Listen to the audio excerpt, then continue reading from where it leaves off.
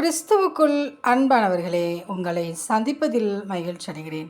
ஏசாயா 10:27. அந்நாளிலே உன் தோளினின்று அவன் சுமையும் உன் கழுத்தினின்று அவன் நுகமும் நீக்கப்படும், அபிஷேகத்தின் நுகம் முறிந்து போகும். மாணவர்களே, நம் தேவனாகிய கர்த்தர் நம் ஒவ்வொருடைய தோளினின்று சுமையும் கழுத்தினின்று நுகத்தையும் அவர் நீக்குவேன் என்று கட்டளையிடுகிறார். அதற்கு நாம் அபிஷேகத்தை நாம் பெற்றுக்கொள்ளும் போது தேவன் ஒவ்வொரு நாளும் நாம் இந்த உலகத்தில் எப்படி வாழ வேண்டும் என்று சொல்லி நமக்கு நிறைய வழியை அதன் மூலமாக காட்டுகிறார். எனவே ஒவ்வொரு நாளும் தேவன் நமக்கு கொடுத்த பரிசுத்த ஆவியானவரை நாம் துக்கப்படுத்தாதபடி ஒவ்வொரு நாளும் பரிசுத்த ஆவியில் நின்று நாம் ஜெபிக்கும் போது நம் தேவனாகிய கர்த்தர் நம் வாழ்வில் இருக்கிற எல்லா தடைகளையும் நீக்கிறார். நம் கழுத்தில் இருக்கின்ற நுகத்தடியை அவர் நீக்கி போடுகிறார். எனவே ஒவ்வொரு நாளும் பரிசுத்தாயின் அபிஷேகத்தில் இறைந்து ஜெபிப்போம். தேவனுடைய நாமம் மகிமைப்பட நாம் வாழ்வோம்.